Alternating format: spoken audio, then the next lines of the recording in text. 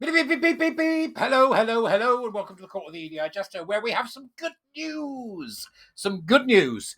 And a woman of great fortitude and strength.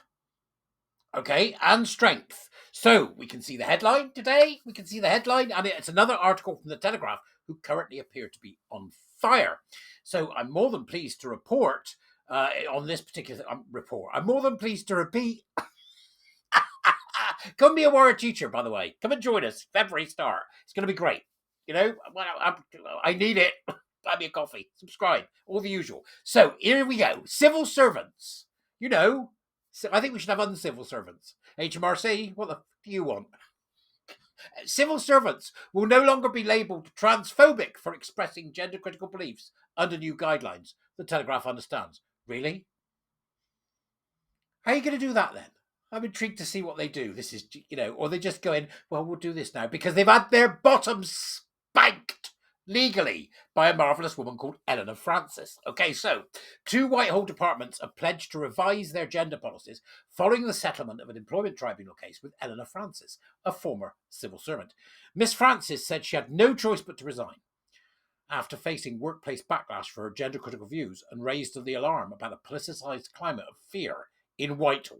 She claimed an internal gender identity and intersex policy was adopted without proper consultation following a workplace assessment by Stonewall, a gay rights organisation. Right, okay, Telegraph, I'm going to stop you there. All right, I'm going to stop you there. Excuse me a second, Eleanor. I'm just going to interject, right? I'm going to stop you there, okay? Stonewall has got nothing to do with gay people. Can I get everybody on Twitter to say it out loud below this? Stonewall is not a gay rights organisation. What the hell's wrong with the Telegraph? They don't normally make simple mistakes like this. Stonewall is a hard left, neoliberal, lunatic gender identity organisation and queer boiling pot of nutters. Right? That's what it is. My apologies, Eleanor. I'll carry on now. Calm away. She said the policy's use of politicised language and concepts, for example, defining transphobia as including the denial refusal to accept someone's gender identity, meant the civil servants were effectively compelled to recognise male people as women. That's correct. And there's Eleanor there, as you can see, looking calm and ready to go. Thank you, Eleanor, for your work. It's so tremendous that you pushed it this far. And Eleanor, she brought a case in the Employment Tribunal against the Department of Culture, Media and Sport and the Department of Science, Innovation and Technology. Can you believe Culture, Media and Sport, Department of Science, Innovation and Technology? What's wrong with the pair of you? It's just insane. She brought the case last year for victimisation, protected disclosure detriment, unfair constructive dismissal, and discrimination on the grounds of philosophical belief. The case has now been settled without liability, which is a shame. The department's agreed to pay Miss Francis £116,749 plus associated taxes. As part of the settlement, the permanent secretaries of these 2 departments agreed a statement in which they promised to review gender assignment policies. Not to be sceptical, Eleanor, although I'd imagine this has certainly crossed Eleanor's mind. The proof of the pudding will be in the eating. I want to see what they do, and I want to see it in detail. The Telegraph understands that the result of these reviews will be circulated to all government departments, which will then make decisions on whether to implement them. So there's been some kind of agreement made here, but they're still remaining intransient and refuse to admit that they are completely wrong about this insane cult belief system. They refuse to admit it. In their statement settling the case, Susanna Story and Sarah Mumby, the permanent secretaries of the DCMS and the DSID, said, "We are committed to fostering a tolerant and respectful working culture." Have you 2 women learnt nothing? Really? A tolerant and respectful working culture. The word's tolerant, not respectful. Get respectful out of there. That's what's causing you the problem. And you shouldn't be committed to fostering that. You should be committed to doing your damn job. You know, the civil service is not some kind of behavioural experiment like Pavlov's dogs. Stop treating people like you think they're emotionally and morally poorly and you need to make them better. It's a disgusting response. We are committed to fostering a tolerant and respectful working culture. You might as well have dropped your strides and taken a dump in the corridor. It's that bad. As such, our departments are working together to introduce a revised gender reassignment policy informed by a new central model policy, which we anticipate will be available by the end of the year. What? Please tell me they said this before Christmas. Please tell me they said they did. They must have, surely. In accordance with the Equality Act 2010, the revised policy will balance the rights of staff with different protected characteristics, including but not limited to gender reassignment, religion and belief, and sex. The statement added, a well-functioning civil service is one that allows its civil servants to safely hold, voice, discuss or challenge any lawful perspective without fear or favour. No.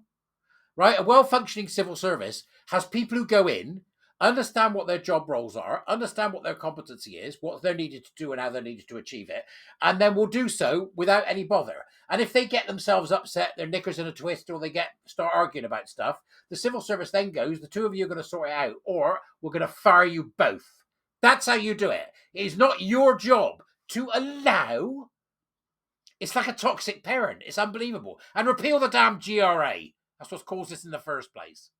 Miss Francis said, while I'm disappointed that it took legal action to achieve this result, I am extremely happy with the outcome. I'm so glad that you've managed to get something out of this, Francis and Miss Francis, and that you feel that it's been a very positive outcome. I also agree. I think it's a tremendous outcome, and it's a real move forward. Whilst investigation into my concerns were ongoing, I was stripped of my team and responsibilities by individuals who are named in my complaint. I was given unsubstantiated and derogatory feedback, including in relation to my approach to EDI. It's now become equity, diversity and inclusion, not equality, equity. Commie's going to commie, equity. Murderous equity. Nobody's been fired yet. Who's going to get fired? Right? This is brilliant, but it ain't enough. This is brilliant, and it opens the doorway to change, but it ain't enough. Extremes trans activist policies. Toby Young, Tobes, of the Free Speech Union, who supported Miss Francis' case, if you haven't joined, do so, said the fact that the civil service has agreed to rip up its trans policy and start again shows just how poorly written it was in the first place. It's another example of equality law being interpreted as woke activists would like it to be, rather than as it is. And then we've got here Maya, comment from Maya, Maya, the CEO of human rights charity Sex Matters, which campaigns for clarity about biological sex in law and life, said, Eleanor Francis embodies the civil service ideals of integrity, honesty, objectivity, and impartiality. And I couldn't agree more. Well done, Eleanor Francis. Superb. But she was punished for these qualities, rather than rewarded, because of the civil service's undemocratic adoption of extreme trans activist policies as if they were law. It is encouraging that DCMS and DSIT have settled with Eleanor rather than fighting her case. But if the civil service is to avoid wasting more public money on six-figure payouts, it needs to stop taking direction from extreme trans activist organisations. It's way past time for the Cabinet Office and the permanent secretaries to find their courage and tear up policies that require adherence to gender ideology. And I couldn't agree more. This is a fantastic result, and thank you so much, Eleanor, for being yet another woman who has fought a corner and has done so for a benefit for all of us. It's absolutely brilliant. I'm still of the opinion we need a woke founder general. We go in there and we absolutely tear these policies and procedures to pieces, and they need to start firing people. I want to see heads on pikes. I don't know about you. It's not enough. It's not enough. It's great. It's just not enough. I want heads on pikes. Please. These absolute incompetent, moronic idiots getting themselves behind an anti-science, anti-human, anti-reality cult based on equity. That's what we need to do. We need that woke founder general. That's just me. You can tell me in the comments. It's still great news. Thanks, Eleanor. I'll see you all soon. Have a great day. Bye-bye.